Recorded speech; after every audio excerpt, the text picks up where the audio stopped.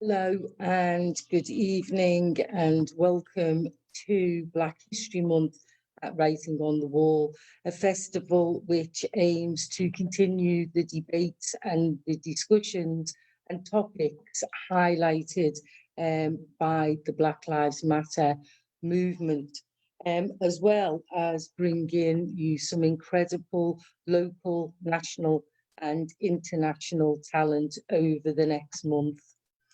So we're 1 week in, and without blowing our own trumpets, I will say what an incredible week it's been. We've had, if you've missed any of the events, we've had Shami Chakrabarti, we've had Crip Hop stars from America, great event last night with Joanne Anderson and Kevin Maxwell. If you've missed any of those, don't worry, because all of the videos are up on our Facebook page, so you can watch them and catch up. It is better to watch live, I have to say, because then you can engage in the discussions that we're having, as you can do tonight, using the Facebook chat. So if you've got any comments you want to make, any questions you want to ask, put them, sorry, not the, the Facebook comments, and they will be fed through to me. I'm Madeline Hennigan and I'm your host for tonight. And this evening's event is titled Decolonising the Curriculum. And it's a topic brought to the fore by Black Lives Matter. But what Black Lives Matter protest did was amplify campaigns that have been led by students, educators and parents for a long time, but particularly since 2014, when Michael Gove, the then Education Secretary, announced that he wanted to refocus the teaching of history in schools and I quote, to celebrate the distinguished role of these islands in the history of the world. And with that, he removed the explicit focus on racial and ethnic diversity in schools. In the wake of the Black Lives Matter protest, all manner of organisations and institutions have affirmed their commitment to race equality and to reassessing how we tell our national story. Universities, including here at home in Liverpool, have started to acknowledge their links to slavery and imperialism. The National Trust has contextualised its properties in relation to slavery and colonialism. So it seemed the tide was beginning to turn.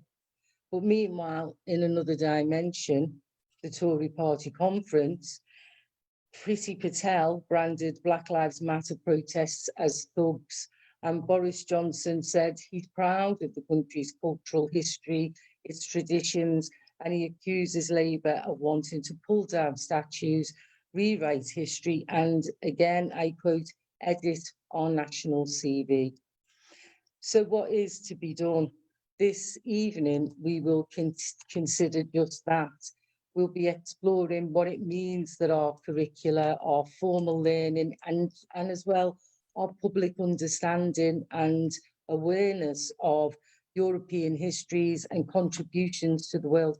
What does it mean that all of that is colonised? And we'll consider the deep structural changes that need to take place if our children and our young people from all backgrounds are to enjoy a more complete and truthful education. So to break down and demystify the subject of decolonisation, because we are aware sometimes it can sound a little bit academic, but to break that down this evening, we have Dr. Lucine Low, who's a senior lecturer in English literature at the University of Liverpool, and she'll begin by talking about what goes on in the classroom. We've then got Leona Vaughn, Research Fellow at the University of Liverpool, who will look at institutional structures. And joining us all the way from France, we have Danielle Bono, who is a member of the National Assembly for Paris's 17th constituency, and she's a member of La France Insoumise. Now, I probably said that wrong, and I can see Danielle laughing over there. She can correct my French later. And Danielle's bringing an important international perspective to the discussion.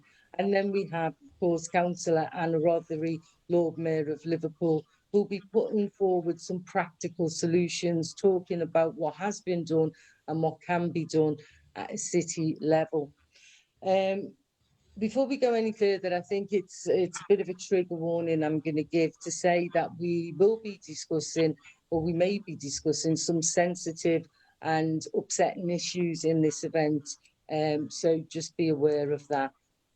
So I'm going to begin by asking the speakers to tell us a little bit about themselves. Let's get to know our panel, but tell us about their personal and professional experience and how the fact that the colonisation of learning, how that has impacted on their experiences. So I'm going to begin by inviting Lucienne to start. So hello everyone, and good evening. It's a pleasure to be here. My name is Lucine Low. I'm Chinese Singaporean, and I grew up partially in a post-colonial country, Singapore, in Southeast Asia.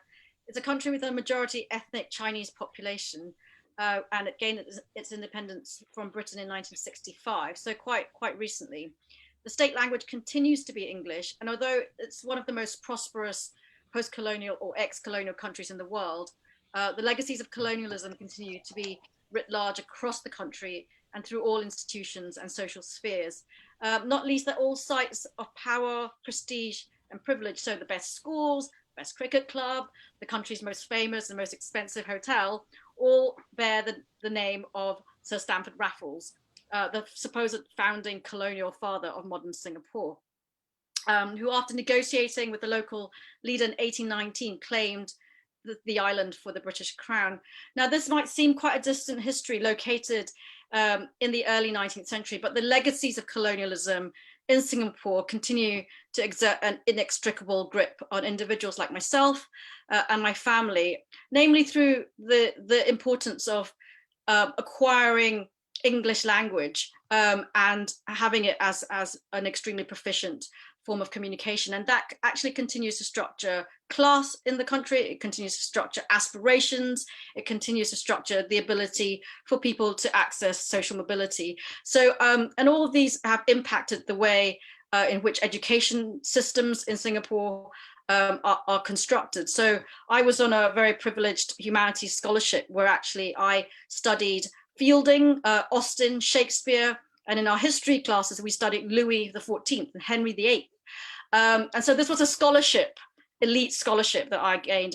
And the students who weren't scholarship students studied Southeast Asian history and less challenging writers. So it's really, really important, I think, to reflect now on that past, because it really motivates a desire to change those structures of privilege, and also to assert the fact that even though decolonising the curriculum is a movement that is in Britain and in largely in American institutions and in the West, it actually also has a massive impact on education systems all over the world, because the changes need to start in the heart of empire, I think.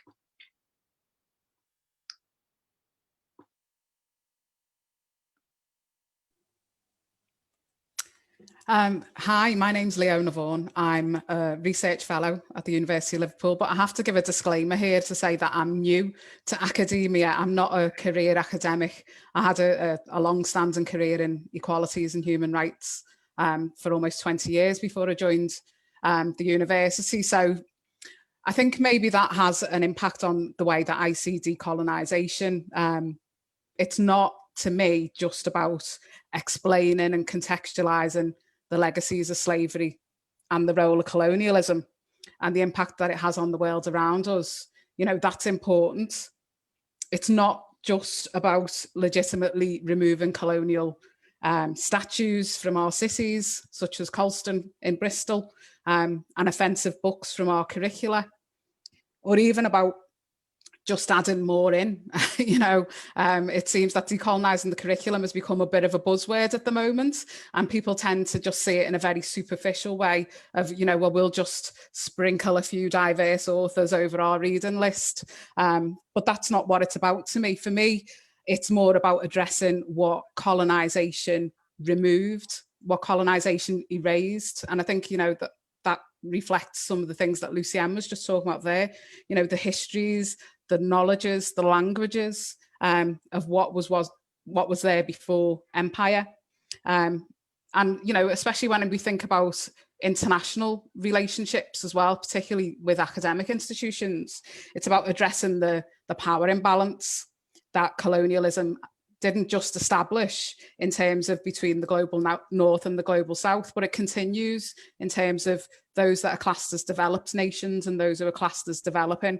You know, but it also impacts on us in the modern day in the UK and in the colonial logics that we see at work all the time, every day in this country. And when we're talking about Black Lives Matter, you know, this is most obvious in how white supremacy has affected African people and people of African descent all over the world. So I'm not actually a fan of decolonisation or being decolonial. It just is too superficial to me. So I prefer to be actively anti-colonial.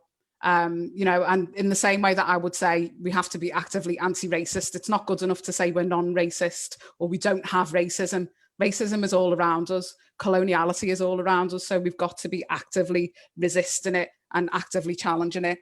And, you know, I have to say that a lot of that probably comes from my own personal experience in terms of my family, not just because I'm an academic studying these issues, but because coloniality has affected my life, my family directly, particularly British colonialism. So from my Irish ancestors to my Yemeni grandfather, to my enslaved African ancestors in Barbados and Panama, colonialism changed their life, shaped their life, but also it made mine. So no one in my family speaks Arabic. There's not one member of my family that still lives in Ireland. My grandfather thought that giving his children English names would, you know, make their lives easier. You know, which is glib to say, but I can understand where he was coming from, but that was never going to happen because we didn't look like everybody else. And, you know, even down to my surname, which is Welsh, it's obviously not my surname. It's the surname that was given to me by the people who enslaved my family. So colonialism is personal for me, but also I think it's important to accept that coloniality and colonial thinking is something that is easy for me as well as a British person or as a Westerner to be complicit in.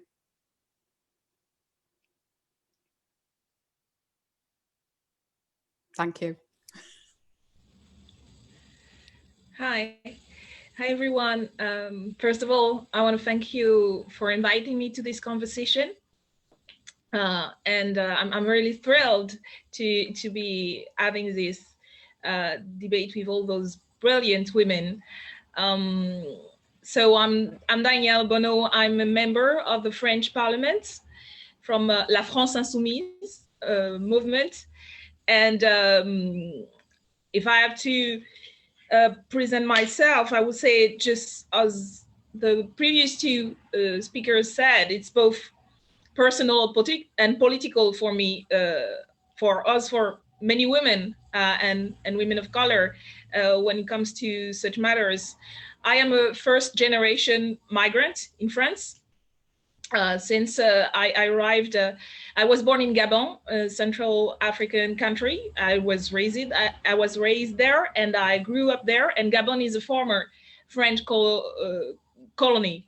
So growing up, I knew about colonialism in the daily and quite usual way you know about it when you grow up in Africa, seeing like you're living in a majority Black country, so, and with a lot of a very rich cultural heritage and families and ties and everything. And yet, especially in former French colonies, there's the French presence in many ways, in in the best schools that you can attend if you have enough money. That are French in the big companies that own the oil fields that is the main resource of this country. So this is not something that is very striking at first, but it's really something, even being young and a child, you feel it. You feel post-colonial, living in a post-colonial society.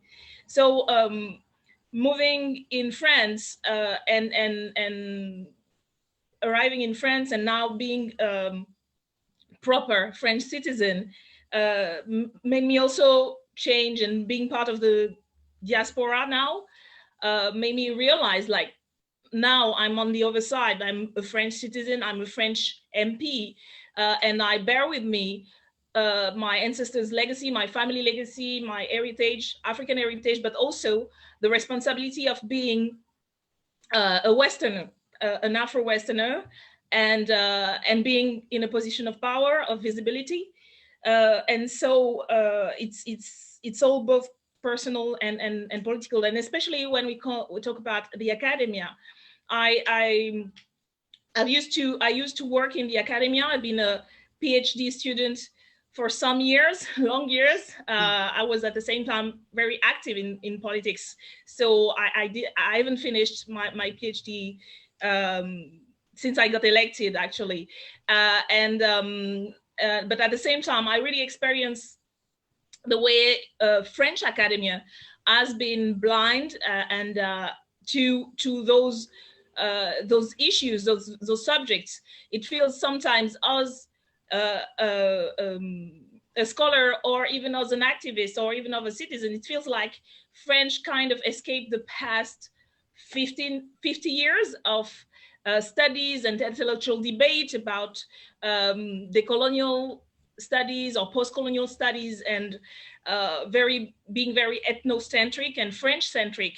And it feels like everything when we talk about race and colonial history is like, Anglo-Saxon and US. So there's this constant fight you have to engage in when you are interested in learning, educating yourself first. You have to do it by yourself to learn about those issues, and then to push it in the public debate is also a constant fight. So that's where I come from on those issues, and I'm very interested to share with you the experience of being confronted to that in a moment, as some of us said, which is very exciting, with mass movement pushing forward this issue in the public debate. Hello, my name is Councillor Anna Rothery. I'm a councillor here in Liverpool for the Princes Park Ward. I was elected in 2006. I am also the mayoral lead for race equality. I lobbied for that position within Liverpool City Council, and this was the first ever position that was put in place in terms of tackling race inequalities in the city. And I'm also currently now the Lord Mayor of Liverpool. I was elected in 2019. I'm serving another year, so I will finish in May 2021. I think I need 2 years to unpick and untangle the discrimination that's inherent within this city, not just in the education system, but throughout everything that we do in the city. I'm not an academic, but I am an expert by experience. Grown up in the area and struggled for every piece of education that I've ever received. I was quite fortunate that I grew up in an era where education was free through European funding. And so I was able to take advantage of many qualifications in a period that is little known to people today, where we have to pay for every piece of education. In 1986, I was really fortunate to do an access course to sociology and psychology. And part of the core curriculum there was African studies. That gave me the confidence and experience in terms of knowing my history and having a real sense of self and a sense of place. And it also knocked out all of those feelings of inadequacy or, you know, not being able to go into university, and gave me a firm belief in myself in terms of knowing my heritage and knowing where I came from. And so I was probably one of the lucky people in my era, because, you know, that has never been part of the core curriculum. It was a great success for everybody who was on that programme. It should never have been stopped, and it should have been implemented and absorbed and embedded into all of our academia. In terms of what I do, I've always fought for the right to education, the right to teach, and the right to learn. And so whether it's been through various government initiatives, at the core of what I've done, it's always been about access and education for our community. And it's been very, very difficult for many members of the community. And it's something that has, as our colleague Danielle has spoken about, we've had to fight ferociously for the opportunity to learn. And it's still ongoing to this point in time. I'm going to speak a little bit about some of the challenges that I've had to face over the last number of years about breaking down those barriers and access and education a bit later on in the event today. But in terms of my commitments and where I come from, it is about challenging the systemic racism that exists, not just in Liverpool, but internationally, and also ensuring that we don't allow people to rewrite our history, that it's told in its entirety from a truthful place. And so that I recognise that the impact that it has on our young people and how empowering and how it builds confidence to have a sense of where we've come from. And that's what's being denied in terms of our education system. That is a massive contributor to the lack of confidence within our youth and our young people's lack of role models to understand, you know, about our history, about the ancient kingdoms of Kush, the kings and queens that have come before us, is an empowering piece of information. It's probably why it's been subdued over many years, because obviously education is power, and there are people who want to disempower us. So we have to continue to fight for that right to education, that right to learn. I've been at the forefront of this for near on 40 years now. I hate to admit my age, but on the forefront of access and education, and not just academic and mainstream education, but political education as well. I'm a firm believer in economic equality and political education, and they're all codependent and so integrally intertwined that we can't actually extract one from the other. And so I'll leave it there and I'll speak a bit later. Thank you. Well, thank you to all of you for those introductions to yourselves and your lives and your personal experiences. I think it's important that we recognise the kind of colonised ways of thinking. It's not just something that impacts on what goes on in the classroom. It affects us all quite personally, whether regardless of what background we are from, and often without us realising it. So thanks for those personal insights. And I will come back and ask you some questions about the things that you've just said. But before I do that, we've got each of our speakers is going to lead us through the topic, really, starting from the macro of the classroom right through to a world sphere, if you like. So I'm going to invite Lucienne, who's prepared a little presentation, to go first. So a virtual welcome for Lucienne, please. Thanks so much, Maddie. I'm just going to share my slides with everyone. So I hope everyone can see this first slide here. Thanks again for this opportunity to be here at this Decolonising the Curriculum panel during WoW's Black History Month celebrations. And also thank you so much to my fellow panelists for being here as well, to join in the discussion. I'm Lucine Low. I'm a senior lecturer in the English department at the University of Liverpool, and I'm also the department's post-colonialist. In the department, I teach a range of English literature modules from first year to MA level, so I'm involved in all levels of our curriculum. I teach a post-colonial module in the third year, and I'm also the co-chair of the department's first Decolonising the Curriculum working group with my colleague, Professor Sandeep Palmer. Decolonising the Curriculum movements, as you may know, have begun all across campuses, not only in the UK, but in North America as well. And this is in the wake of institutional support in Liverpool behind the Black Lives Matter movement. So as an institution, the University of Liverpool has committed to greater race equality across our institution. But I think having someone from an English department to discuss decolonising the curriculum today is really timely, since the discipline of English itself, whether we think about it in terms of literature or in terms of language, is itself forged out of imperial ideas of the superiority of English literature and the language itself. So as a discipline, it's come out of empire. And so to decolonise it is quite a challenge. In the English department at Liverpool, we're at the beginning of our efforts to decolonise our curriculum.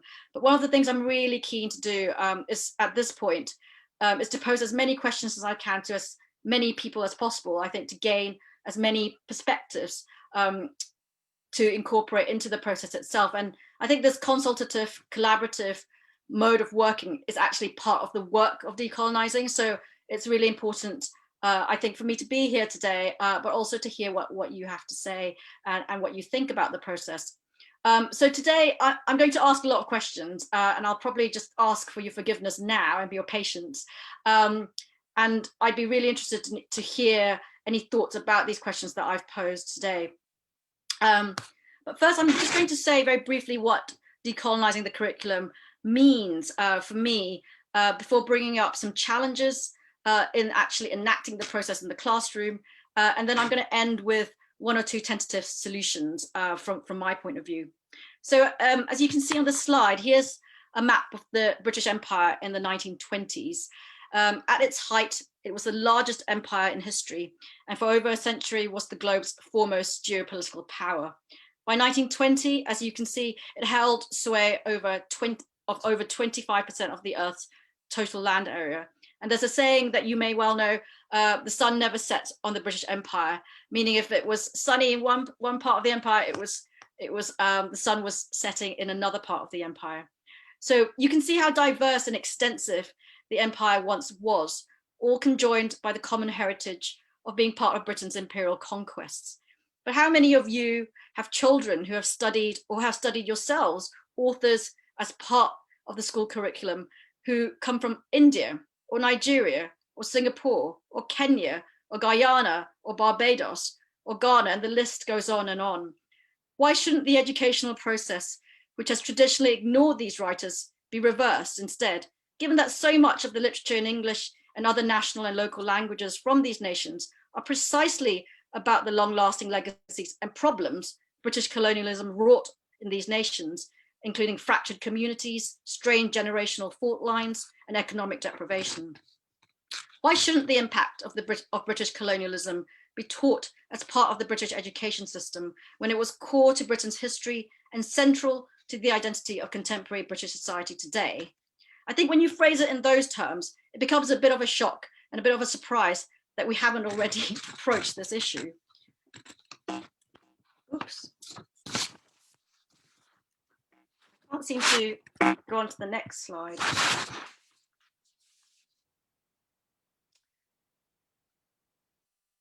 Shall I stop sharing? And then, oh, okay. Sorry, there we go. There you go. Yeah, okay. So one way of perhaps introducing the decolonising process is through this slide, which shows us an art installation from 2014 by the Nigerian artist Yinka Shonibare, and it's called The British Library, where Shonibare covered 6,328 hardback books individually in colourful Dutch wax print fabric, which is a key material signifier of colonial economies and culture and its encounters. And it's synonymous today with West African clothing. Names are printed in gold leaf on the spines of 2,700 of those books. And they are names of first or second generation immigrants to Britain. So the writer Zadie Smith is on one of these books, and so is the footballer Danny Welbeck.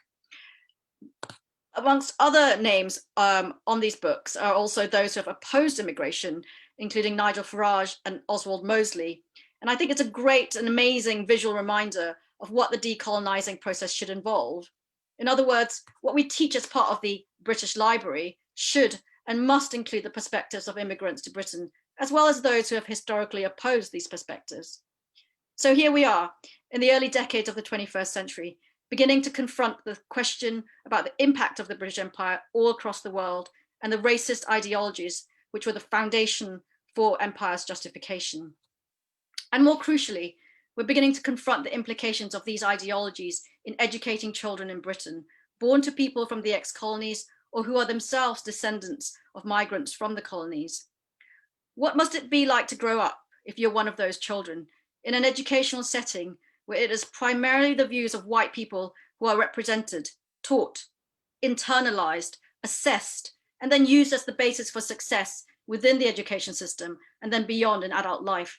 What kind of British society and what kind of image of British multiculturalism does this actually and realistically generate?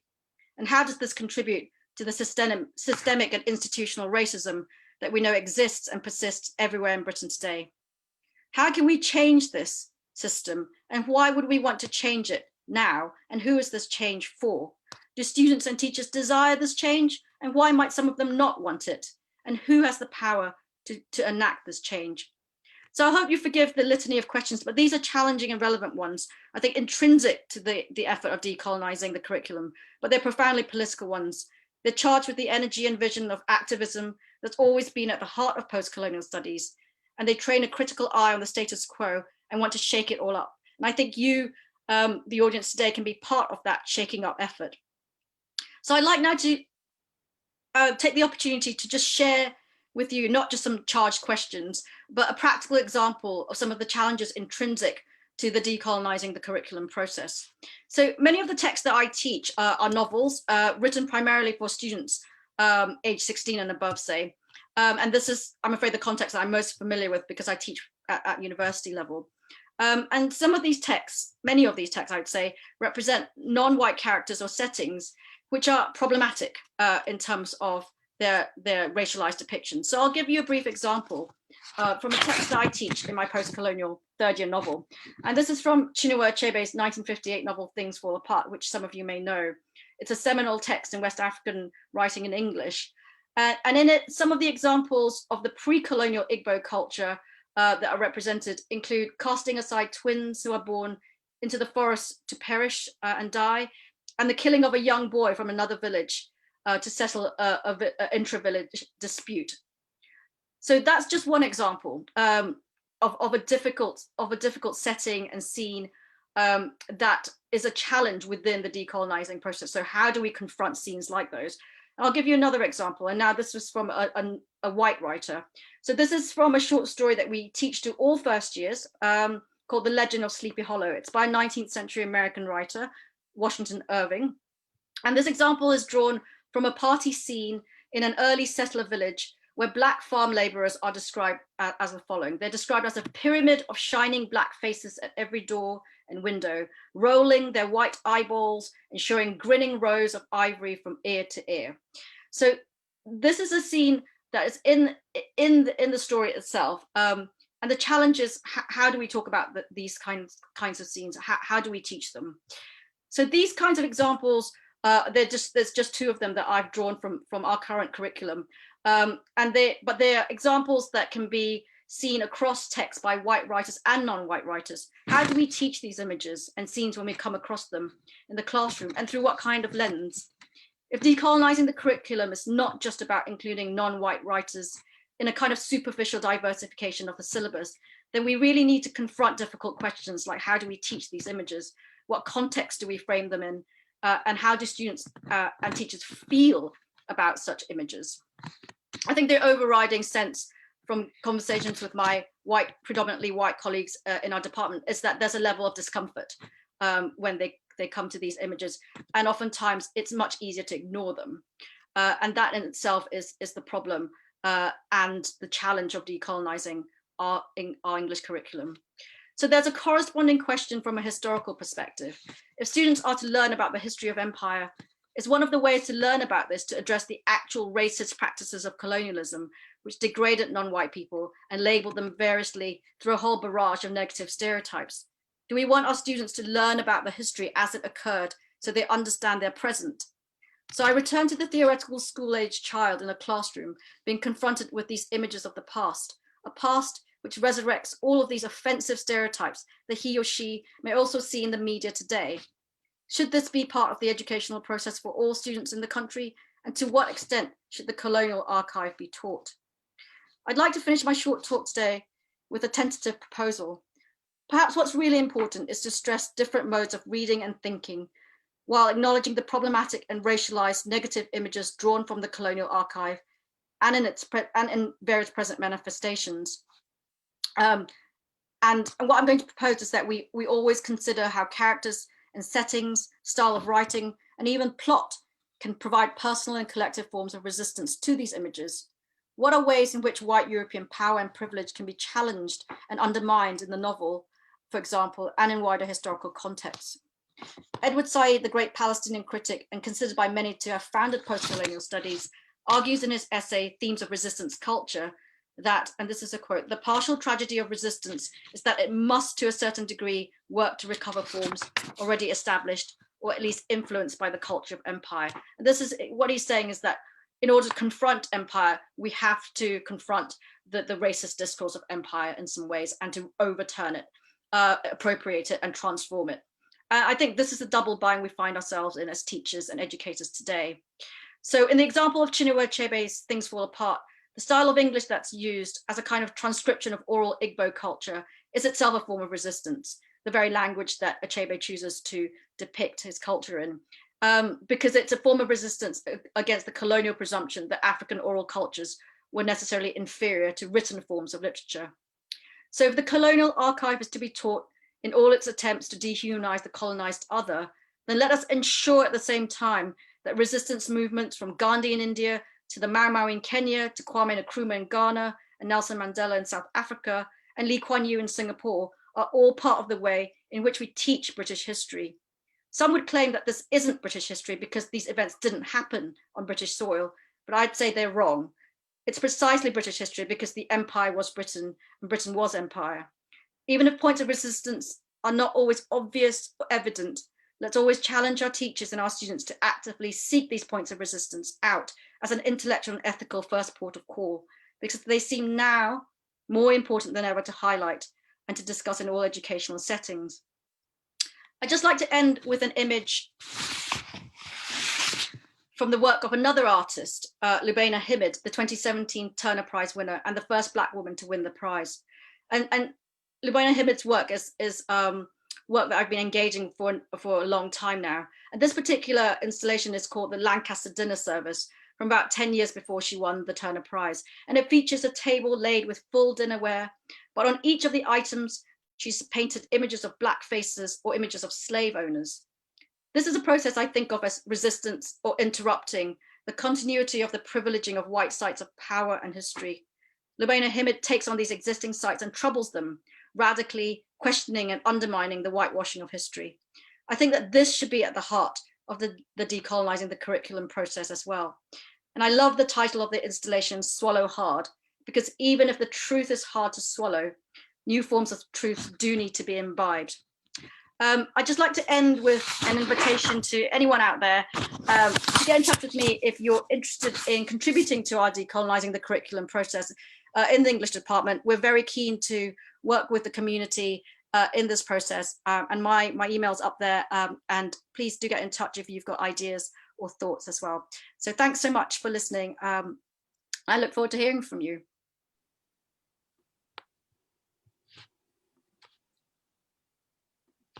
Right, thanks, Lucienne. You've given a really great insight into some of the issues around the sort of the teaching and the dilemmas that the university staff face. Right, I'm not sure whether my screen is on share.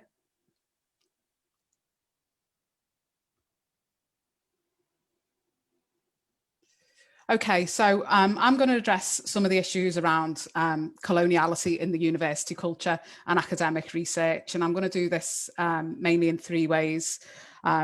So I'm going to ask the questions about what are the colonial dynamics in the culture of universities, how do they play out in research and producing knowledge, not only in the UK, but internationally, and how practically do we resist and become anti-colonial, which was one of the things that I mentioned in my introduction. So people will have seen the decolonisation movements that have emerged about the role of universities in addressing colonial legacies. And like Madeleine said at the beginning, these are being driven by students. So, for example, Roads Must Fall began with student protest action at the University of Cape Town in 2015. And in Goldsmiths in London, their anti-racist action or occupation was a direct response to the university not actually addressing issues of racism and coloniality within the institution. And I think, you know, we need to start with the point of many of the oldest and most esteemed universities in the UK came about at the height of imperialism. So the origination of their wealth is seen through not only the statues and the building names on campus, which tend to be the things that hit the headlines, but through the scholarships, the academic awards and the accolades that were established and created a form of cultural capital. So what I mean by that is that honour was established for some of those doing the most dishonourable things, and that continued and grew over generations in a way that gave them some sort of capital in terms of esteem and access to education. Now, University of Glasgow, for example, their research traced the bequests from slave traders or slave trading families, and this totaled millions in today's terms. And as a response, they created a research centre to partner with the University of West Indies to develop Caribbean scholars, and that is somewhere in the region of the value of £20 million. So, you know, this is a good act and a good beginning in terms of addressing some sort of reparative justice. But as laudable as it is, I think it actually neglects to think about the impact of those early beginnings and how they've shaped not only what we know, but how we know it. So that leads us to the next question, really, which is about how does coloniality play out in research and producing knowledge? Universities were not only key in continuing coloniality throughout the period of empire, but they were very active in doing so way beyond that, not only developing a certain type of knowledge on the colonies, or indeed removing or obscuring knowledge, indigenous knowledge, especially in histories, but in terms of developing knowledge on the people of the empire here in the UK, this type of knowledge regularly framed Black and Asian people in a particular or peculiar way. Now, what do I mean by that? I think that Lucienne sort of hinted it in her presentation, in that universities were absolutely crucial in advancing notions of race as a biological fact. Now, this is an idea which directly comes from the justifications of the involvement in the transatlantic slave trade and subsequent colonialisation, and one which is predicated on white supremacy. So racial inferiority and racial superiority combined and sort of intertwined with specific notions on gender, disability and sexuality in particular. So, for example, universities were pivotal in developing knowledge on race science or medical apartheid or eugenics, as was the doctrine of the Nazi regime, through work of people like Francis Galton. They also advanced ideas linked to this in other ways, such as through linking crime, criminality, and even educational subnormality, to use the phraseology of the 70s and 80s in particular, to race, and especially in fears and myths of miscegenation or race mixing and its social impacts on communities, housing, health and welfare. So these notions were advanced by people who were social scientists, people who were anthropologists, but who were primarily concerned with the concept, which we hardly ever hear of these days, which is that of racial hygiene. So how do they maintain purity, racial purity? And Liverpool was no exception to this. Ideas around this were developed here by the likes of Muriel Fletcher and Rachel Fleming. So whilst we might not see this as explicitly, I say explicitly because I would argue that it's still there in modern times, the legacies actually still remain. Race is still seen as a legitimate category to sort people into, for example, the Asian race, the Black race, rather than treating race as a phenomenon that is socially constructed. In other words, it only has meaning because of the processes of racism and racialization. And, you know, to make it very current, we only have to look at explanations of COVID-19 and why it's hit Black and Asian people hardest in the UK to see how this plays out. Explanations that are convinced of some form of biological vulnerability, rather than looking at the impact of the lived experience of individual and structural racism, do tend to dominate.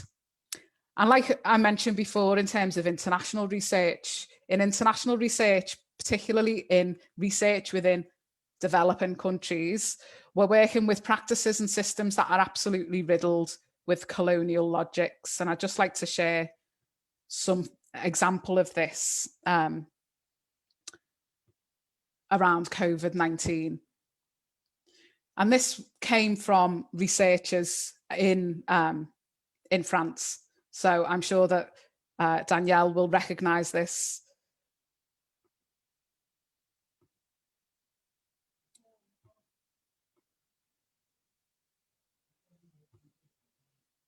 So this is a quote from French scientists who were talking about COVID-19. And he said, if I can be provocative, shouldn't we be doing this research in Africa, where there are no masks, no treatment, no resuscitation, a bit like as it is done elsewhere for studies on AIDS? In prostitutes, we try things because we know that they are highly exposed and that they don't protect themselves. So that is a really explicit and current example of colonial logics. We in the West often are criticised as helicopter researchers who swoop in to explore countries' problems, or at least what we think that the problems are, extract the information, swoop out again, write our books and journals, and establish our academic prowess as experts on those countries. But could you ever even imagine that happening the other way around? So universities have a culture of making hierarchies of knowledge and expertise, and often this places the knowledges within communities on the bottom of the scale, if they are even there at all.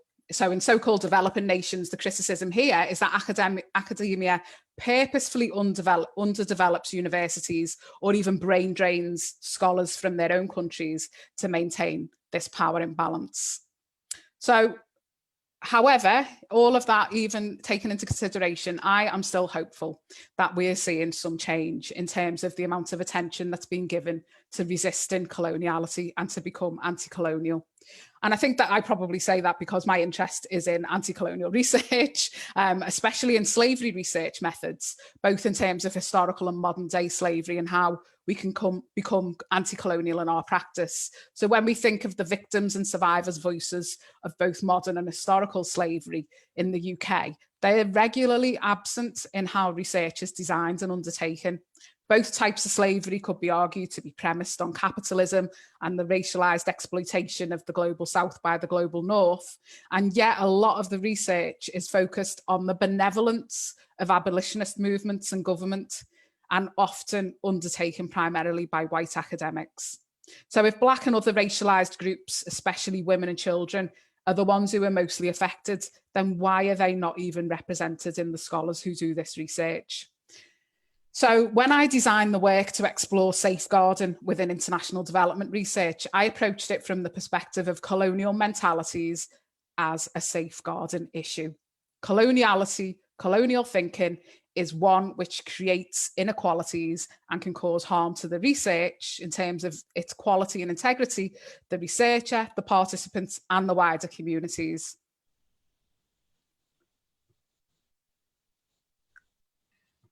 And this work was done with the United Kingdom Collaborative for Development Research, which I'm going to skip through because we are running out of time. But in the international development work, let me just say that this means that global North researchers need to be conscious of their power and their privilege and actively resist colluding with this. And actively work towards a fairer collaboration with global South partners. And again, I've written about this in other ways, but this has got to happen from the very beginning of the process of designing and thinking about research to actually delivering it and disseminating it. And I think at that point, I'm going to hand over to Danielle. Thank you very much. So I think the first question we might ask ourselves, and people watching might ask themselves, is what's the point of decolonizing the academia? And to me, it's a starting point, because obviously it's not for academia itself, not just for us wanting to educate ourselves and to learn more. To me, it's about changing the world. It's about how do we emancipate ourselves individually and collectively. That's the reason why I'm a member of the parliament today. That's the reason why I've been involved in activism over the past now 20 years. And I got into politics in the noble sense of it, to change the world.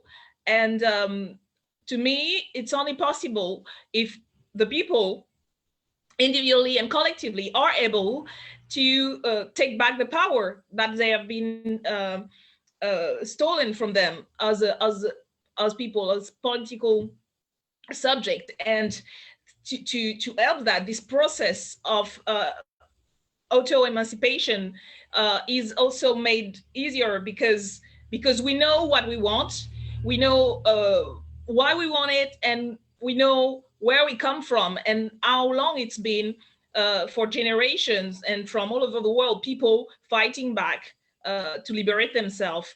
And to me, that's what this is about. History and the academia is the place where you can learn, and you should, and that's what education is about. I think it's Hannah said, education is power. It is power. It's a battlefield. It's written, and depending on who wins those battles, you will have different history.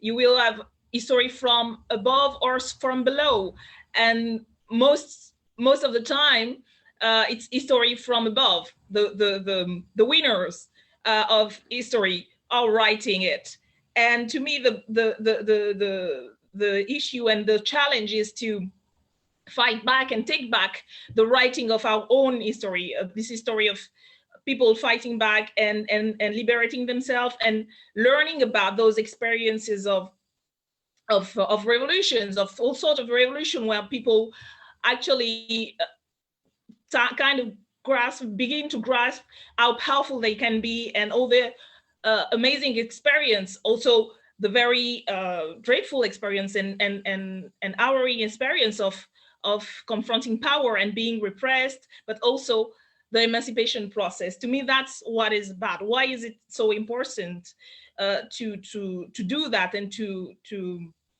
engage in that process, both within the academia and outside the academia? Because this is a fight in society as at large, to me, to have.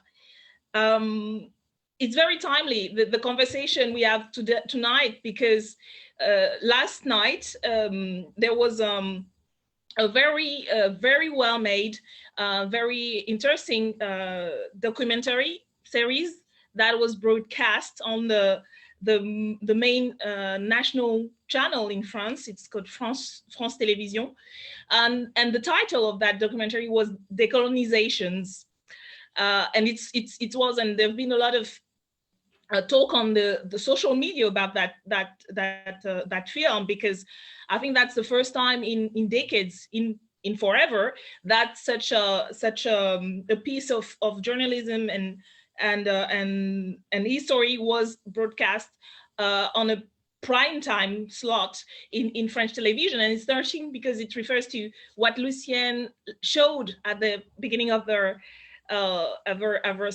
speech about the fall of the French Empire. If you remember that map, when you take the rest of the white spaces, especially in Africa, the rest of them which was not under British rule, was under French rule.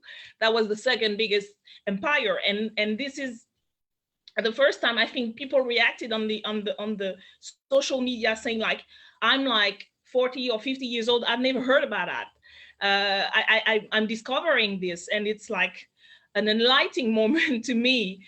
So I don't know if for French speaking and French knowing people, I really I will advise you to go on the France Télévisions website, because it's on replay, and it's a very even when you know, because you've learned and you went to learn, as I said, fighting inside the academia to learn about your own history, even when you know things, facts that have been told, it's very powerful to see live footages of it at the time, and it's very well documented and well made film. So I really recommend you to go and see that. And to me, it's very striking, and the fact that it is happening in France today, as I said at the beginning, that I'm talking from the perspective of an African-born women, French women, now an Afro-French, part of the African diaspora, growing up under a post-colonial country, African country, and now being part of one of the middle power, because it's not an empire anymore. It hasn't been for a long time, but it's like a middle power, or it's a power that feels itself as still some kind of big power. So I'm on the other side now, and I'm a westernized woman, and I'm in a position of power, and being such means also, as I said, an activist, political activist, and a revolutionary, and that's where I'm looking at, is how do we fight back, as I said, both in the academia and in politics at large, in daily life and in position of power. I'm a member of the French Parliament and on a committee dealing with issue of justice, police. So this is not a debate about Black Lives Matter or such police brutality, but it's been a lot of the current conversations finally happening in France have been about racial justice, demands for racial justice, and also demands to rewrite history in a sense that adds other voices. And it's a very political task, because it also depends on how many money we put on the table for researchers, people who've been toiling in the academia alone, small numbers of PhD students, or very few people fighting back against the statu quo in the academia that have been doing that for decades and that weren't known, and now are having the opportunity to speak about their work, and it's very important. But the power to do that rely on the government and the money we put in education, in higher education, and that's also the responsibility of the elected officials to push for more money in the academia and in funding those researchers. So I think the impetus to that and what is fueling that and what can help us are the mass movement that have been happening, and that's also what keeps the fight going, because if you keep yourself just within the academia, I think it would be very difficult to push those issues because academia is also a battlefield of power, a hierarchy with all, the intersection of everything that we know about oppression and domination, economic, social, cultural, gender-related, racially related.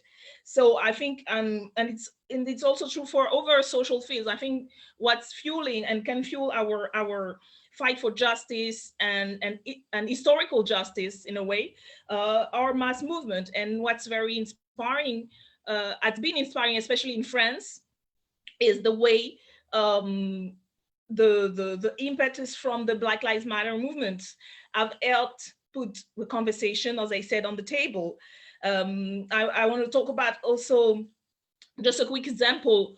Over the past month, what has been happening is that they've been for decades, I would say forever, if we trace back the history of the anti-racist movements and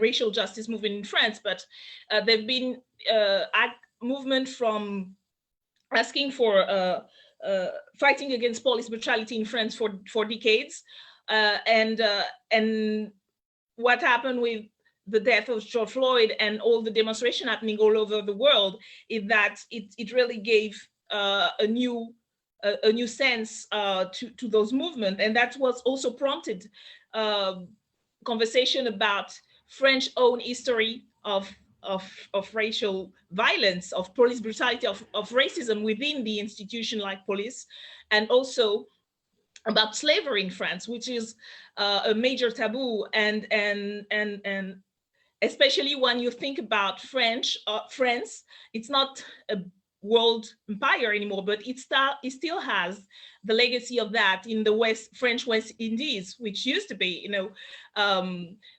which actually it's a situation very interesting, because those territories have been part of France for way before some continental parts of France, like those parts which belong to Italy or a place like that. So they've been French before, some regular French that you would think they're French, but they've always been, cast aside because it's far away, and it's, those are Black people, former slave descendants, and you got this systemic discrimination against the French West Indies and the outer sea territories. And what has been happening over there, I think those were the first movement to remove statues in the movement. I think it was even before maybe Bristol, because in Pointe-à-Pitre there've been a movement, and what they did is they targeted the statue of one of actually a white French abolitionist, and they were saying by targeting this guy, saying that we need to also question a version of history that showed like slavery was ended by good-willing white people, and those the people who built this movement are quite young activists, quite radical, and so it puts this conversation on the table, and it was very, very refreshing and welcomed. And you had also those movement against Colbert, who was a big minister at the time in the I would say 16th century or 17th century in France, and who is the guy who wrote the Black Code, which is where they regulated slavery and they legalize slavery and how masters should treat their slaves.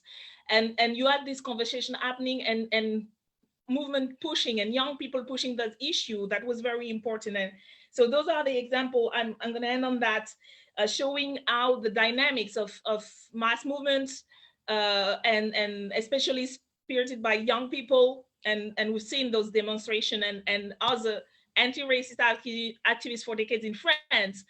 It was so liberating to be part of those movements in June, last June in France, when you had thousands of young French people of all color showing up after being called for by the Collective Adama, Justice for Adama, which is one of the Black young guys who've been killed by the police in 2016. It's been 4 years now, and the family is asking for justice. And we showed up, and there was all those young people, very disciplined, very clear in their demand. And I think to me that's a reason to keep the fight going. And I think we should really help wherever we are within the academia or in position of power, elected officials, really take our inspiration from there and fight back to reclaim and regain our history, sense of ourselves, knowing where we come from all over the world, wherever we are, and knowing where we want to go. It's to write our own history of liberation and emancipation. And I think that's a wonderful time to do that at the moment, and to have this internationalism happening right now. Okay, so I'm going to talk about how we go forward. So, I mean, it's no surprise to anybody that, I'm a huge advocate in terms of, we are not the sum total of enslavement or colonialism. And whilst we have to respect the historical context, we also have to find a way forward so that we change the narrative whilst we reclaim our history. We also have to endeavour to put as much effort into writing our history from here on in. We have a very, very small window of opportunity in order to do that. We've had an alignment of planets in terms of the Black Lives Matters rising, but also that coincided with COVID. And so that was a time when there was a sense of, society, and we were able to tap into our emotional intelligence, which is what was needed to look at racism, discrimination, and the decolonisation of curriculums, so that we could look at it in a level-headed way, and rather than just sort of pussyfoot through the issues around racism and discrimination, really unpick that and look at how that impacts on individuals' lives and how we actually eradicate that from society once and for all. I mean, I've been in a position of late, and I will say that of late, because Liverpool admits that we've not done anything near what we should have done in terms of challenging racism and discrimination and ensuring that we are totally behind the decolonisation of the curriculum. And however, we have to take that as a given, but we have to find a point where we actually move forward from that, and we change that narrative, and we change the culture and the psyche of this city. We are no different than many cities globally. We all have our challenges, and many cities have done the usual ostrich, let's bury our head in the sand and hope that it'll all go away one day. This is not going to go away. This is firmly on the agenda going forward. And we need not just to have discussions, but we need to put in solutions and take action to change how we go forward. So I'm just going to take you through some of the work that I've been working on. And the one thing I will say is that this is not new work. This is work that I've been doing for many years. The time and the environment hasn't lent itself to rolling out these initiatives because, as I say, we haven't done nearly as much as what we should have done in this city. So I'm going to talk about education in terms of where we are at this point in Liverpool at the moment. Now, this has been an issue that's been rolling around the city for many, many years, sadly. And it started with our Muslim community, but it's not just covering our Muslim community. It covers all of the Black community, and I mean that in the political sense. And so looking at applications to schools and the success rates of those applications were absolutely appalling. But more importantly, the appeals process was also appalling too. And so there had to be action taken in terms of how we resolve this issue going forward. It had to be dealt with. And so at a public meeting with concerned parents and educators as well, we looked at how we could put recommendations forward to challenge that and change how we do business in the city in terms of educating our children. And so the recommendations that I put forward through to the Education Select Committee, the chair of that, and also to our cabinet member, who's Barbara Murray, she's cabinet member for education, was the first one was around safe passage. And so safe passage for me is a crucial one, because if you can gain access to a school, but then you have to run a gauntlet every day to go and access that education because our children aren't protected on the journey to and from these schools. That is a huge issue that needs to be dealt with. And it was dealt with it in a number of ways. There were suggestions of, let's ferry our children to school in taxis, etc. I'm not an advocate of that. I think we have a duty of care in terms of public transport. We have a duty of care to make our city safe for our children to travel from north to south and vice versa. The other one was about the admissions and appeals. Now, people wrongly believe that all the schools come under the jurisdiction of Liverpool City Council. They don't. We have 5 schools. The rest of them are totally independent with their own policies and procedures. And it is, trying to wade through the various policies and the way they do business is a task in itself. Also looking at a board of governors and ensuring that we have representation on that board of governors. and we instigate those conversations that change how we educate our children and change how we embed the history that needs to be taught within our schools as well through conversation. And then we have some archaic figures in terms of access to non-faith schools or other faith schools built on a completely different demographic, maybe around 30, 40 years ago, when the city's diversity wasn't as great as it is today. And so that needs to be looked at. That's a conversation that needs to take place. And then also looking at advisory members so that we have representation on our Education Select Committee. So from that was set up a task and finish group. So that is a very time-bound piece of work that needs to be completed.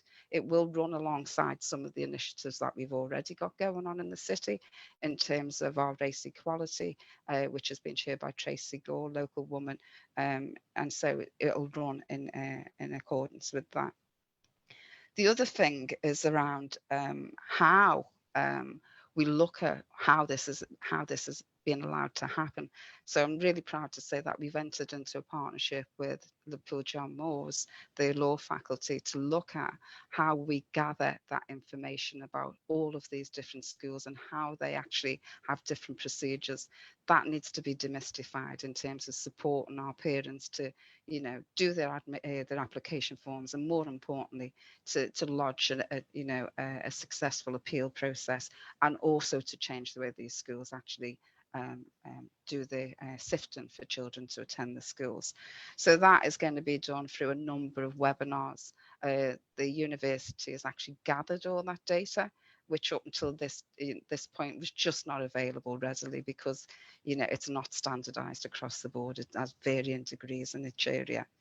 And so from there, looking at how we can start to measure the change, and we expect the change to be in place.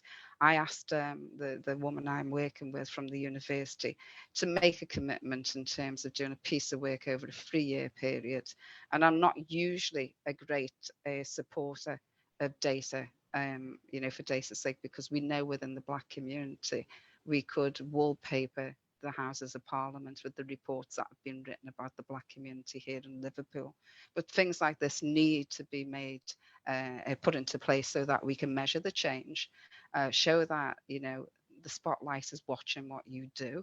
We're not taking our eye off the ball, and we expect to see positive changes and quick changes as well going forward. So, so that's a really good initiative that I'm proud to be implementing. The other one is around looking at our universities, and some of the figures from our universities are quite misleading. So when you look at the breakdown of Black students, in some instances it looks quite good until you unpick that and look at how many students are actually locally from the city and how many students come from overseas, etc. And in Liverpool, we have, you know, 3 major universities right on our doorstep. The level of uptake in terms of local people is appalling by anybody's imagination. So working with Hope University and their Vice Chancellor, Gerard Pelley, I've been able to put into place an initiative which is a positive action programme. I'm the first to say that we shouldn't need positive action programmes in 2020. But, you know, I'm also a firm believer in any means necessary. So we put 2 initiatives in place. One is for Black teachers. It's around a foundation degree, an MA, and the other is around Black social workers. The cohorts of 30 people from each. But the important thing for me is about access to the university places. And so the application will be done directly to Hope University. So you don't have to go central to do it. And then also about the support that we put in place. So tapping into qualified social workers and qualified teachers, you know, looking at doing the education practitioner program so that they can actually be the mentors and walk our students through, you know, the highs and lows of the qualification, but also give an insight, a realistic insight into the practicalities of both of those professions. For me, it's not just about qualifications or education or any of those things, it's got to be an end-to-end initiative that not only looks at the qualifications, but also looks at the recruitment and selection and the progression route. So alongside that, also working with the universities and about to implement an initiative in Liverpool called Stepping Up. It's being trialled with our partners in Bristol City Council. We work very closely with Marvin Rees and his deputy, Councillor Asher Craig. It's already been tested in Bristol and was highly successful. So we'll be introducing that to Liverpool as well to make sure that those progression routes are there. Education is only one part of it. The other thing was in 2006, when I was actually elected, one of the first things I wanted to do was to explode this myth that Black people are underachievers in terms of education. That's not my experience. My experience is we are not underachievers in terms of education, but we find it very, very difficult to turn that academia into employability. And so we many times we see people drained from our city and they take their skills, knowledge and know-how to other cities. We need to look at how we retain that going forward here in this city, and the same globally for people who want to retain that level of qualification in academia. In terms of our young people, and this is a crucial component, as I'm working with Pershore College, which is based in the Vale of Evesham, and Pershore College is one of the best horticultural college in the country, and so we've sprung up a partnership with them. And I've managed to get the funding for that from the Mayor's Fund to look at taking children from our inner city. And this is also another issue that we need to look at when we're looking at education. It's about having the headspace to be able to sit down and study. Not everybody comes from a background where they can go and find a safe space, a room somewhere where they can pull away and get their head down and do the studying. Sometimes we have to make sure that that's part and parcel of the package. So that sort of support network has already been put in place, but also working with the farmers in the Vale of Evesham who produce all of the fresh produce for the whole of the country and all of the supermarkets, entered into a buddying system where they will show them some of the softer skills in terms of employability. So we've got the academia, we've got the skills in terms of finding placements and employment opportunities, working alongside each other so that we can, ensure that it's successful. I think we need to look at solutions to decolonising the curriculum. And we need to look globally, but we also need to look at our localism and what we do locally in terms of tackling this issue. I think Liverpool, like many cities globally, we are direct descendants of our ancestors who were of African descent. But we've also got a history where we've been passed over and dismissed and under-acknowledged in terms of what we bring to this city. So also looking at business and the natural business acumen and looking at the pool of talent that we've got in this city is about looking at, beyond Europe. We are no longer part of the European Union. So looking beyond Europe and looking to those countries, those former Commonwealth countries, etc., and how we go into trade and business and how we utilize our natural resource, which is our people.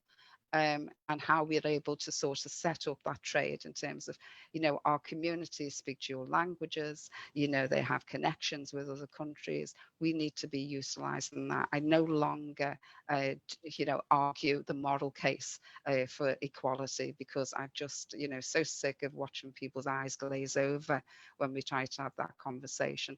So now I approach it in terms of a business argument, and that seems to be getting through. The other thing I'd like to say is that this isn't the sole responsibility of Liverpool City Council. This can't be done on its own. We need the political driver. We need somebody to take charge and forge ahead with the agenda, but we also need to be working with our business partners, our educators, our universities, our schools, and in terms of breaking the cycle. And so, as I said, looking at the historical context, it's very important that we bear that in mind and we reclaim our history, as Sister Danielle said. But it's also equally as important that we start to write our history from the here and now, and we start to implement the changes that we need to see so that in 20, 50 years from now, we're not having the same conversation about what happens in 2020.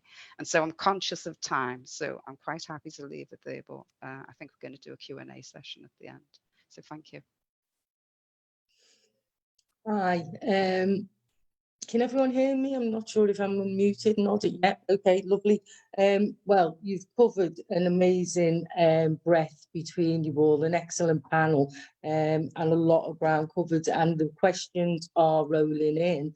And I'm aware that we have run over, but this is a really very important discussion, and you know, your contributions were brilliant. So I just want to go back. Now, I know Leona might have to leave before this discussion finishes, before the kids raid the kitchen. So that is absolutely fine, Leona, you leave when you need to leave. But I'm just going to go back to some of the stuff that you were talking about at the beginning, and the personal impacts of colonialized thinking, colonial attitudes. And I want to go to you, Danielle, because you've had an horrendous experience very recently in Paris, in France, where a right-wing magazine has depicted you in a horrendous racist fashion, actually as a slave. And if you don't mind, I'd just like you, I know how you responded because I saw the tweet. You said it was hurtful, it was cruel and idiotic. I wonder how, I wonder if this is part of the backlash to Black Lives Matter, but also what was the public response to that? Did you feel supported in your anger, really, in your rightful anger? Yeah, I think first of all, the public nationally and internationally response was incredible. I really felt it deeply, because I've been elected for 3 years now. It's my first mandate. I've never been elected before, so it was a brand new experience.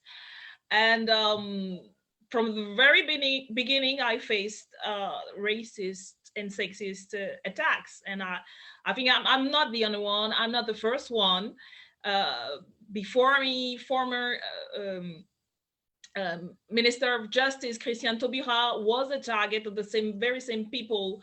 And right now in France, you have journalists and activists and actors of color, the very few of us being a public figure, that are constantly targeted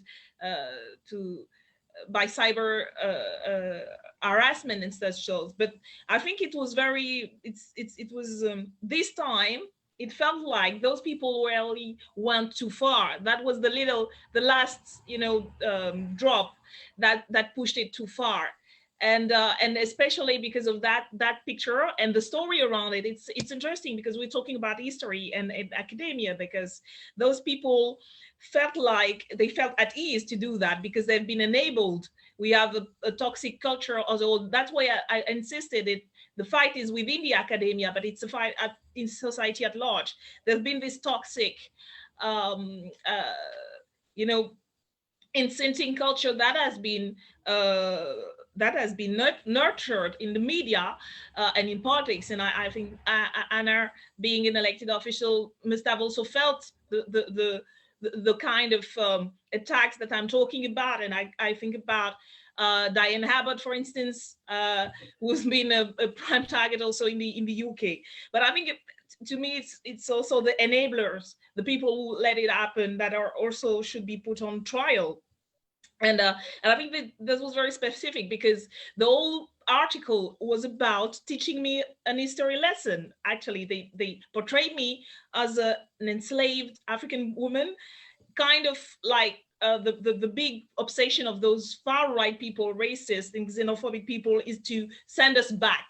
It echoes also what the like of Donald Trump say to women like Ilhan Omar, send her back. And it's like this fantasy about sending us back, us, black and brown, that they feel like don't belong to the vision of Europe, of European country or Western country, even though, as I said, we've been there forever and all over the place, all over the world, not just in Africa. Well, but so I think that they wanted to teach us a lesson and tell them and teaching me about, you know, the Arabian, you know, slave trade, and so this was a mess of racist, and I actually filed a complaint at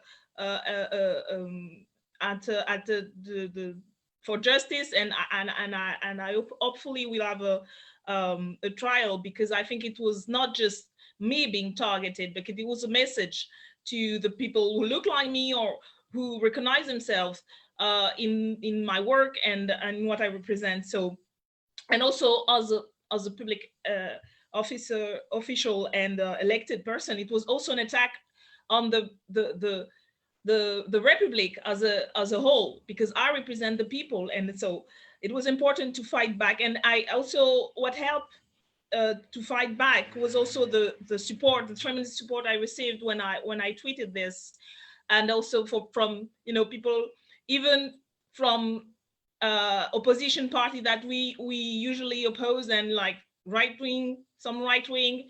I even had a call from the president, which was like, what? But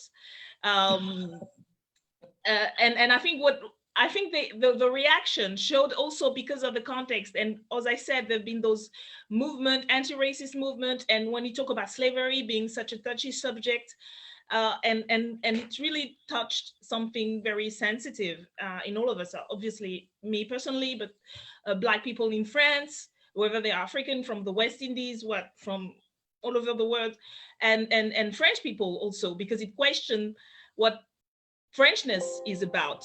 And so I think it was the fight back. There's this, or you said, this backlash happening against movement asking for racial justice, but the fight back is also very important, and that's what I think, you know, why we were able to, why I was able.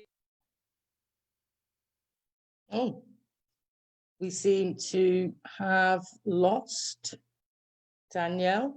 Oh, she may come back. Let's hope she does. And in the meantime, I'm just going to pick up on something that Anna said about African studies and how that was really important to her. And in the early 1995, I was teaching on a Black Studies course module in Hope.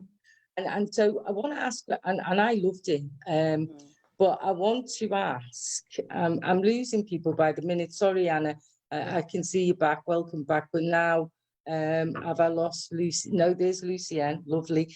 I wanted to ask Lucienne, as an educator, would you advocate for Black Studies courses? Is there a role, or do you think that is pigeonholing the Black experience? So, Lucienne, what would you think about that? I think there's the first Black Studies degree now at Birmingham University, I believe, right? That's been the first proper degree in Black Studies. And are you thinking about Liverpool specifically or nationally? Well, yeah, generally speaking, I suppose in Liverpool there was a number of initiatives at access level and in after schools as well. And I just wanted to see what your opinion of kind of Black Studies as a discipline was, whether it's a progressive or whether you think it should be woven throughout curricula. No, what's a good point of comparison is actually the way in which African American studies in American academia has been such a well-established discipline, you know, with its key intellectuals, with its own kind of theoretical framework, and yet I think we're very, very hesitant in Britain to talk about ethnic studies as a discipline. So whether it's Black British studies, British Chinese studies, South Asian studies, you know, we really, really lag behind the States in terms of creating pathways for ethnically inflected disciplines. So I'm talking about, you know, a discipline, academic discipline that has its own discourse around race. I mean, I think there's a lot of discussion going on within community groups and within academic circles, but these are not institutionalized. And I think that's primarily because there's just not the critical mass of Black British academics who can drive this forward. And also, you know, the kind of issue that I was talking about, a self-consciousness of, say, non-Black academics to do this kind of work. So, so there is a kind of almost like a vicious cycle, and it goes back to the point that someone made today about hiring practices and an entire pipeline of academic aspiration and achievement, all the way from the undergraduate level to MA to PhDs, and then onto, you know, full-time academic posts where these changes can be enacted. So, you know, it's a kind of massive structural holistic change that we need to make in order, I think, to create those kind of degrees to be effective, and to have the kind of academic base that we need to establish something like Black British Studies kind of nationwide. We need the academics and we need the students as well, which are at the moment currently, I think, relatively lacking. Okay, thanks for that. Now, this is going to be like a quick fire round because we are running out of time.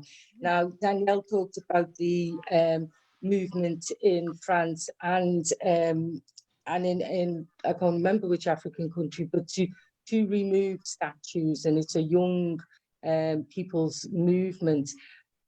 Locally within the Black community, we've had debates about whether we should remove statues or contextualize them. And, you know, I'm one for contextualizing, but I have to say that when that Colston statue come down, it was just a brilliant moment to see. So very quickly, I'm going to go down the line. Do we remove statues? Do we contextualize them? What do we do with statues, street names and building names? I'm going to Leona because she might have to go quickly. So Leona, while you're here. I think it very much depends on the context. You know, when a statue's only gone up recently to revere somebody that was an absolute tyrant in the colonial times, then it absolutely has to go. So in America with Confederate statues that went up, you know, in the last 50 years, of course, pull them down.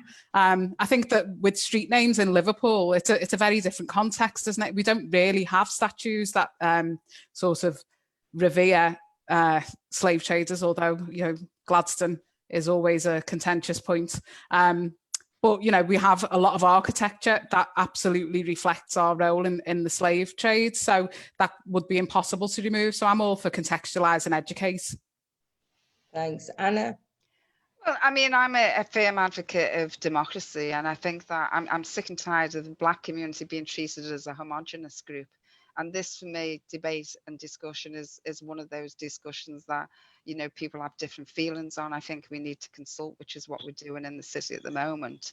Lawrence Westgaff, our historian and the International Slavery Museum, is leading on that, as is the International Slavery Museum. That conversation needs to take place, and we need to then act on the outcome in terms of that consultative process. But, you know, it's never good. I mean, I was speaking on this issue a couple of days back, and you know, what people don't equate it to is the actual emotional trauma that still exists today in terms of having to be you know, walking down streets that are named after known you know, slave masters per se, and that has a, you know, that has an impact on our psyche. Even all these decades later, of course, it has an impact on our psyche, and it's like a constant reminder. And you know, people don't take into account the emotional trauma that it still causes to this day, and so there will be a mixed opinion and response from that consultation. However, I firmly think that we need to have that consultation, and we have to listen to that debate and then make a decision based on that. Okay, thank you. And thanks for the correction, Danielle. The French West Indies, where it is the campaign. What's your view? Statues, do we pull them down? Do we put up a plaque to explain what they're about? What's your thoughts? Well, first of all, I want to say that it's not new. It's nothing new. Actually, removing statues has been like, we've been doing that forever, not just about, you know, when it comes to slave owners, but that's what history is about. We rewrite it. We rewrite street names because it's, as I say, a battlefield, and it's about who decide who is writing, who do we celebrate. I think the issue is like the cities, who do the city belong to, and are we ourselves, you know, are we all at home in the cities and the public space, and who does the public space belong to? Is if it belongs to everyone, well, it should reflect it in the people we celebrate, because that's what putting statue is about, celebrating somebody for what they did. And I think I think the conversation is valid, and that's why the concern of the people, as Hannah said, it's like it was important for some people to realize what it means living in a world, in a society where you don't see yourself nowhere, but you see a symbol of your oppression every day as a woman, as a people of color, as women. It's like, yeah. So I think the actions are legitimate and valid, and it says that they are pushing the conversation happening. And I think it's so, and it has to be also so make it normal. As I said at the beginning, that's what we've been doing. That's what history is about. So it's nothing new. It's nothing special. It's not just for the Black people or for, you know, the women. It's what we've been doing. The problem is that the one who have been doing that have been mostly privileged, dominant people. And so they've been reflecting their situation of power in the streets. So that's what I would say. And to me, just a short story about that issue. I talk about Colbert, who was like this 17th century big prime minister. It's not prime minister, but it's the equivalent. And he actually had the statue in front of the National Assembly. And there have been activists who defaced it. They put a tag on it saying like and it pushed a conversation, and that we realized that inside the National Assembly, which is a palace, royal palace, which is kind of at odds with being a republic, but there's no celebration of, you know, the Black Jacobins. There's nothing about, you know, all those statues of royal figures, slave owners, but nothing about the people who actually made the revolution, the first one, you know, Toussaint Louverture or people like that. And you realize that this is what the National Assembly is, the home of the people, you know, people's place. It's supposed to reflect that. So that pushed a conversation, and I think that's a very good thing. I think to shake the consensus, like the dominant consensus on this. Thank you. Okay, a couple of questions I'm going to combine from the audience. And yeah, one is kind of highly contentious, I think. UCL research on payouts for abolition showed that many, pretty much all of 20th century authors benefited directly from abolition payouts, including George Orwell.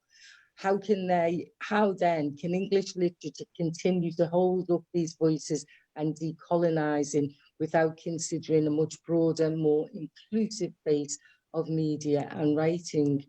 Okay, now I've got another one that's linked to that. Do you believe there's still value in studying the classic literary canon, or do you think it only ever upholds colonial values? Could there be value in studying a decolonised reading of the canon?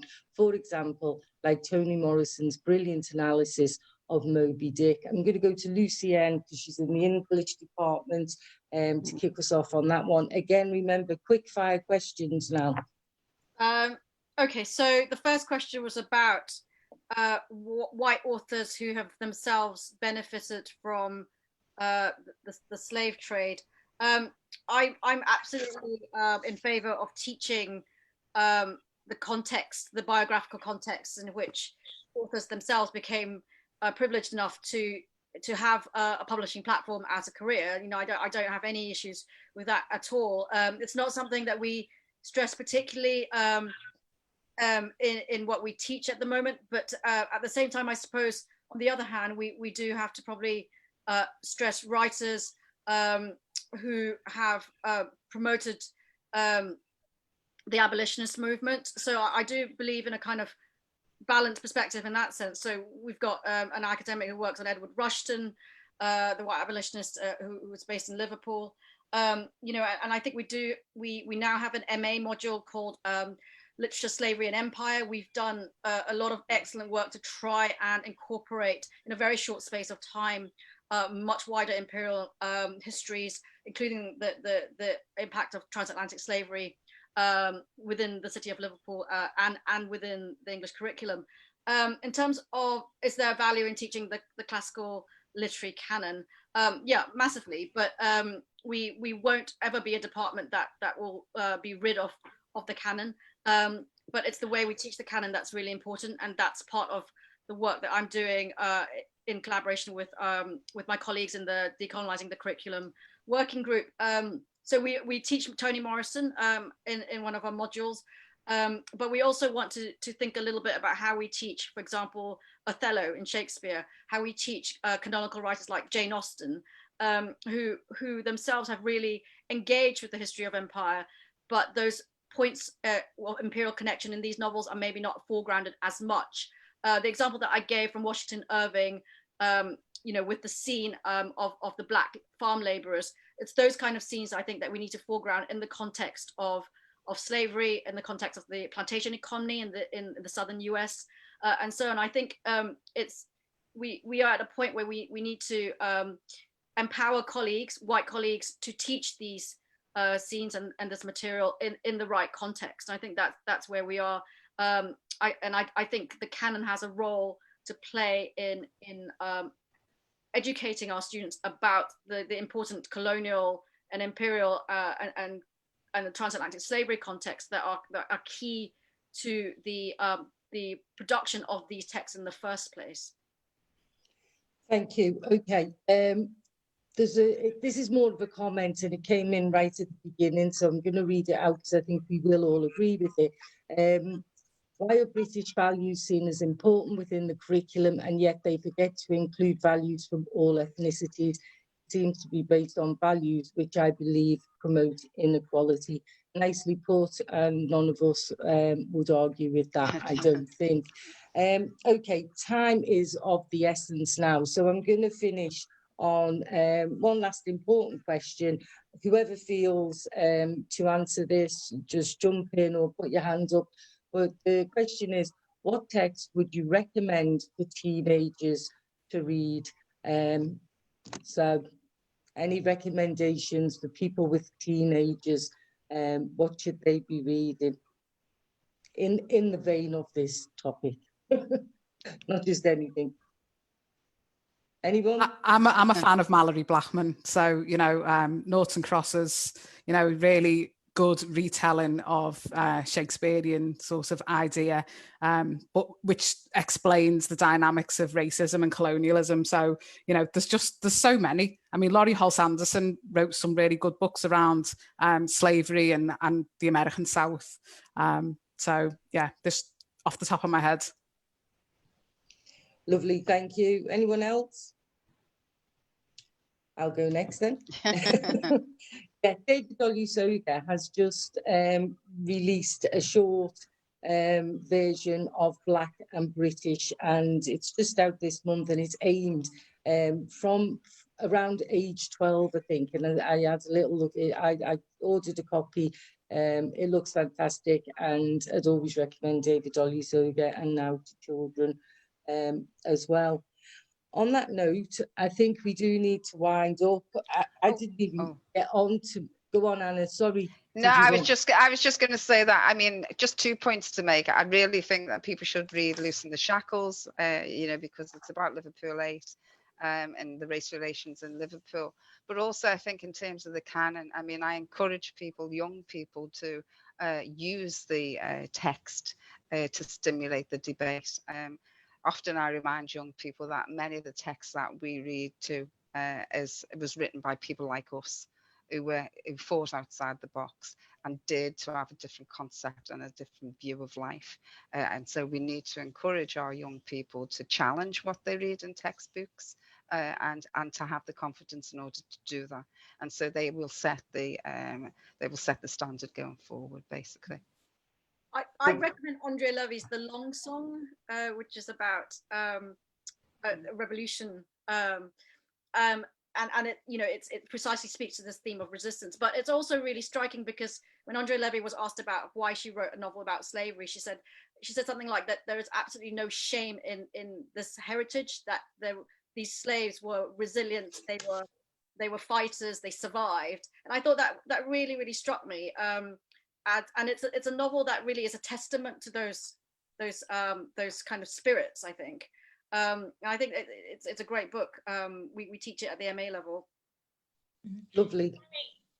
Yes, Danielle?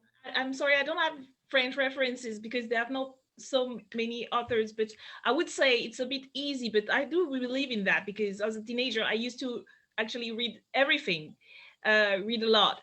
And I think the key is read everything and put it back into context, because you're gonna see whether it's about whatever the topics, you're gonna see reflected in the books, in the context of the author writing, the power struggle happening, whether there's no black character in the story and you understand why and you discuss it. So I would say, as a teenager, read as much as is possible, and then debate and then confront what's missing, why can't you see yourself in the characters, and I think that's a very the best process when you think back about, when I think back all the books I used to read as a teenager and realized, you know, the distance between them and myself, and I could still feel and see myself in a universal way, but something was always lacking. And I think this is the best part of reading, and